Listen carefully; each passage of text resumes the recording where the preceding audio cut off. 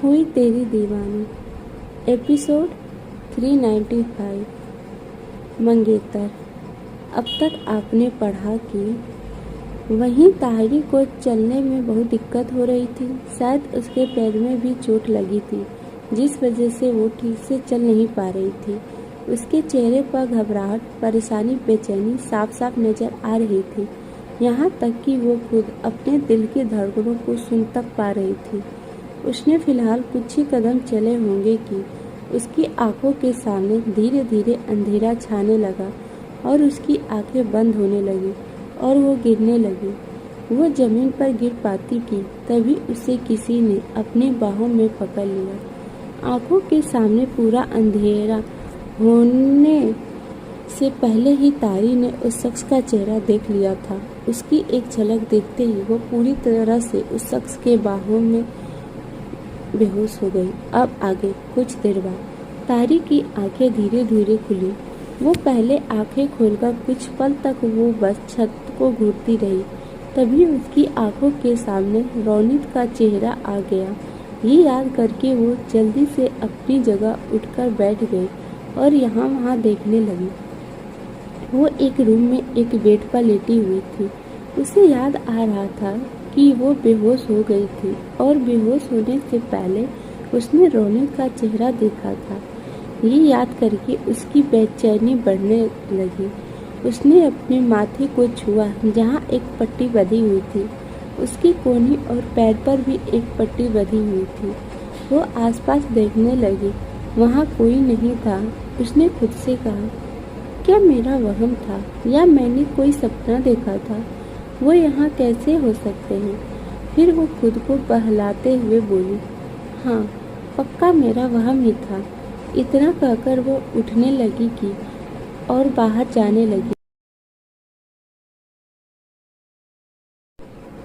तभी वहाँ सौरभ आ गया। सौरभ ताहिरी को उठते देख बोला, अरे आपको होश आ गया? ताहिरी ने मुस्कुराने का नाटक करते हुए कहा, हाँ, मैं अब ठीक हूँ। वैसे क्या हुआ था और इस वक्त मैं कहाँ हूँ? इतना कहकर वो सौरभ के पीछे न जाने किस आस में देखने लगी और ये सौरभ ने देख लिया था। सौरभ ने शांति से कहा, आप बेहोश हो गई थी तो भैया आपको अंदर लेकर आ गए थे और हम आर्मी कैंप में हैं। फिर से भैया सुनकर ताहिरी जो खुद को बहला रही थी कि उसने रोनित को देखा, वो सिर्फ एक वहम था। सौरभ की बात सुनकर अब उसे यकीन हो गया था। वो अब पहले से ज़्यादा बेचैन हो गई थी।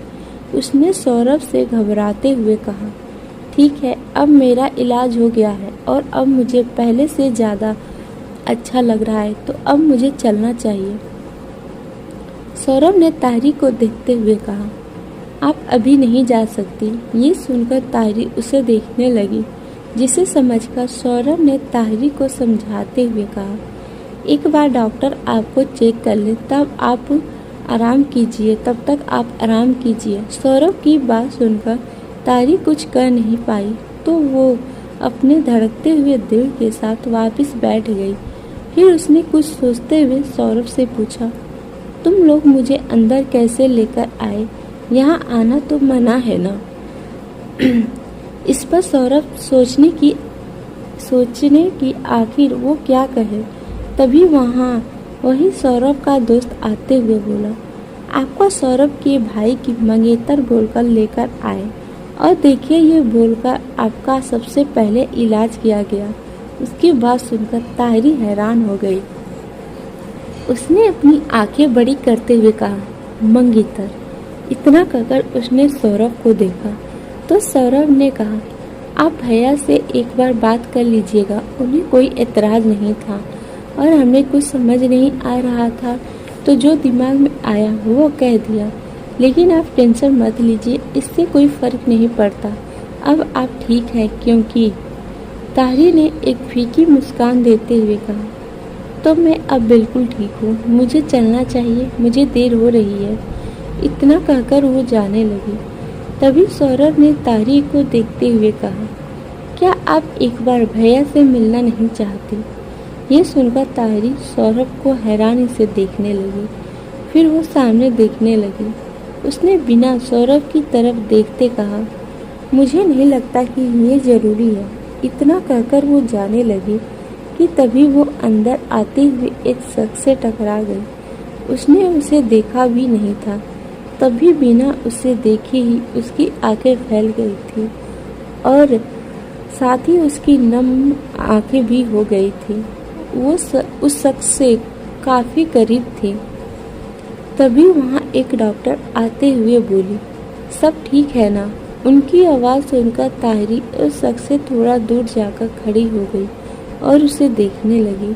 इस वक्त उसके सामने वही शख्स मौजूद था जो एक बारी में देखते ही उसका क्रश बन चुका था और कब क्रश से प्यार बन गया उसे पता ही नहीं चला। हाँ, उसके सामने मेजर रोनित मेहरा मौजूद थे, जिसको वो आज पूरे 1.5 साल बाद देख रही थी। वही अट्रैक्शन, वही अपनापन, वही दूसरों के लिए परवाह मौजूद था जो पहले था, लेकिन पहले जैसी स्वीटनेस कहीं खो चुकी थी।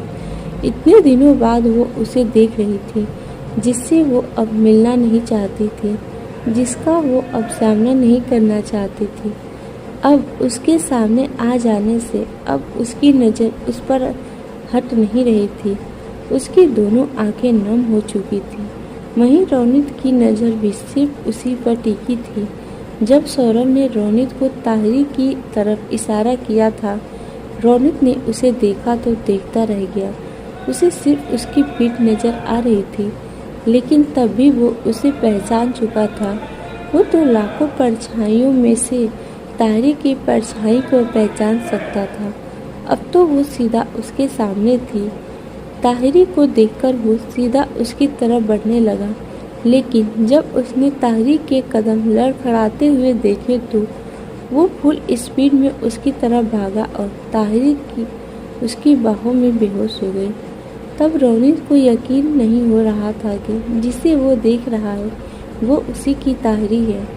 रोनित की आंखों से आंसू तो तभी बहने लगे थे जब उसने एक नज़र ताहिरी को देखा था। वो कभी नहीं बता सकता था कि आखिर उसे कैसा महसूस हो रहा था, लेकिन जब उसने ताहिरी को घायल देखा तो वो बिना देरी किए उसे अपनी बाहों में उठाकर अंदर ले आया। सौरभ बहुत ध्यान से रोनित को देख रहा था। उसने कभी अपने भाई को ऐसे नहीं देखा था। जब बाकी सब ने रोनित से उसकी गोद में मौजूद लड़की के बारे में पूछा तो सौरभ ने ही ताहिरी को रोनित के मंगेतर बता दिया था। इस पर रोनित ने कुछ भी नहीं कहा था। उसे तो फिलहाल बस ताहिरी की परवाह थी और सवाल भी कई थे कि आखिर ताहिरी इतनी घायल कैसे हुई। डॉक्टर ताहिरी को रूम में चेक कर रहे थे, तब रोनित एकदम खामोश सा बाहर खड़ा था। उसकी पूरी आंखें लाल हो चुकी थी। वो बस शांत सा खड़ा था। सौरभ कब से रोनित को देखे जा रहा था।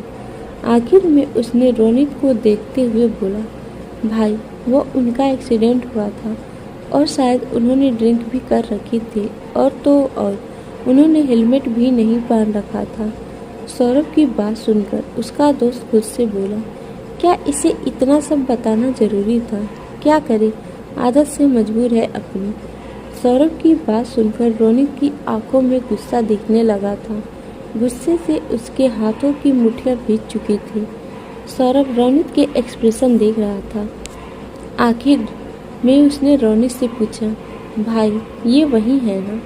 ये सुनकर रोनित सौरभ को देखने लगा, जो अपने सवाल के जवाब का इंतजार कर रहा था। रोनित ने कुछ नहीं कहा, बस अपना चेहरा फेर लिया।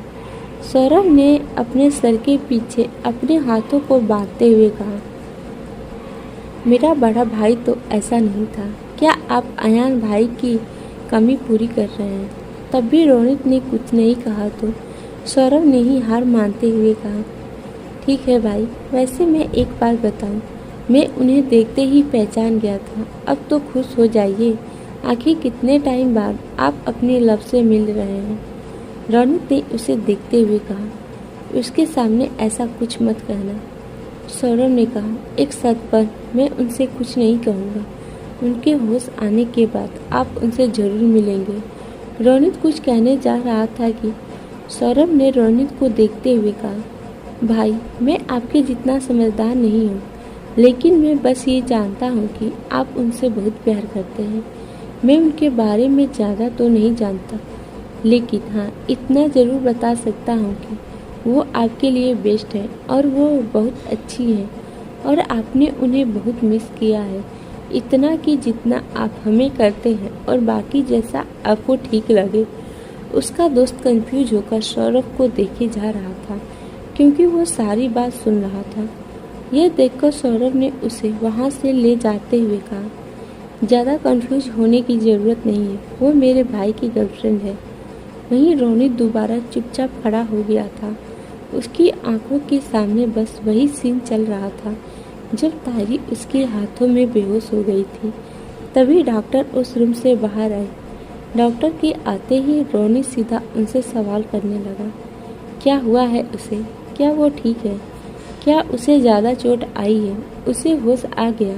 आप बोल क्यों नहीं रही? बताइए ना, वो ठीक तो है ना? डॉक्टर ने मुस्कुराते हुए आराम से कहा, सर आप मुझे बोलने देंगे तब तो मैं बताऊंगी ना। उनकी बात सुनकर रोनित चुप हो गया और उन्हें बोलने का इशारा किया। डॉक्टर ने कहा, वो ठीक है, बस कुछ चोट आई है, पट्टी कर दी है और बाकी सब ठीक है, कुछ देर में उन्हें होश आ जाएगा। रोनित ने अपना सर हिलाते हुए कहा, थैंक्स। डॉक्टर मुस्कुराकर वहाँ से चली गई। रोनित ने रूम के अंदर देखा और अंदर की तरफ बढ़ गया। उसने अंदर जाकर बेड की तरफ देखा, जहाँ ताहिरी लेटी हुई थी और आंखें बंद थी। वो वहीं उसके पास जाकर खड़ा हो गया और एकटक देखने लगा। उसके माथे, हाथ पैर पर पट्टी बंधी हुई थी। ये देखकर उसकी लाल आंखों से आंसू कब बहने लगे उसे पता ही नहीं चला। उसने एकटक ताहिरी को देखते हुए कहा, सोचा नहीं था दोबारा मिलोगी, तो ऐसे मिलोगी, ऐसे घायल होकर। उसने अपना हाथ आगे बढ़ाया ताकि उसके चेहरे को छू सके कि वो बीच में ही रुक गया और उसने अपना हाथ पीछे कर लिया। तभी उसे किसी ने बुलाया तो उसे वहाँ से जाना पड़ा। प्रेजेंट रोनित ताहिरी को देखकर यही सब सोचे जा रहा था और ताहिरी भी बस रोनित को देखे जा रही थी। तभी डॉक्टर ने ताहिरी से कहा, अरे आप खड़ी क्यों हैं? आपको आराम करना चाहिए। डॉक्टर की आवाज़ से दोनों की नज़रें एक दूसरे पर से हटी।